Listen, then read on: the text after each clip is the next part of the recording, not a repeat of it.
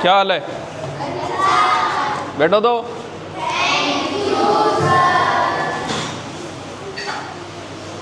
तेरा क्या हाल है? बोलता नहीं है तू? अरे बोलता नहीं है क्या?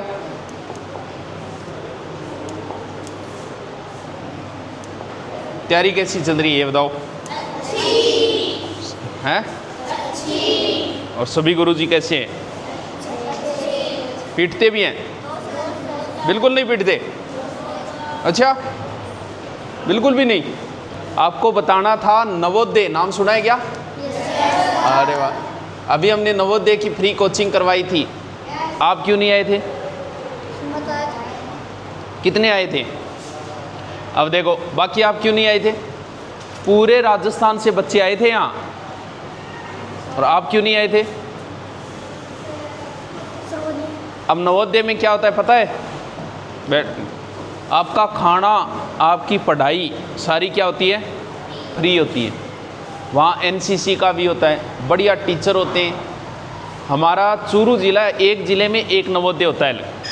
अपना चूरू का कहाँ है पता है? सरदार सर में है। तो नवोदय का होता है पेपर।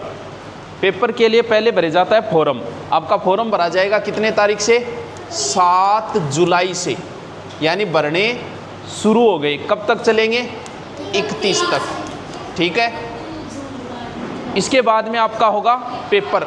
वो कब है? पेपर है नवंबर में। कितने नवंबर? 28 नवंबर को।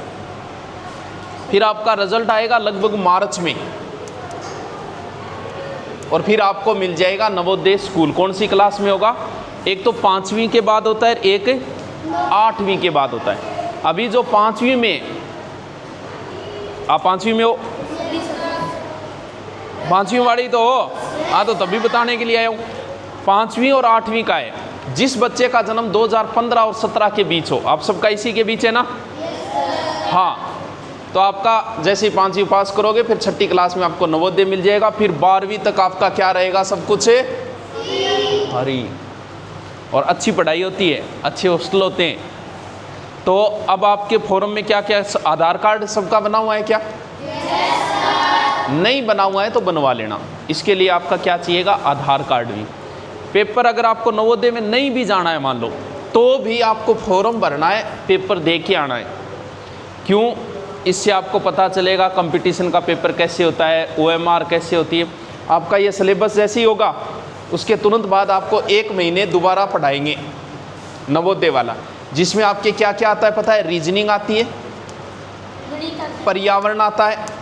अब की बार लगाया, पहले नहीं था, इस अब नई बार लगा दिया है। और क्या आती है? मैथ आती है, और आपकी भाषा आती है। भाषा का मतलब आप इंग्लिश से इंग्लिश, हिंदी दोनों, यानी इंग्लिश से भी हो सकता है, हिंदी से भी हो सकता है। जो इंग्लिश मीडियम का वो इंग्लिश से, हिंदी से हिंदी।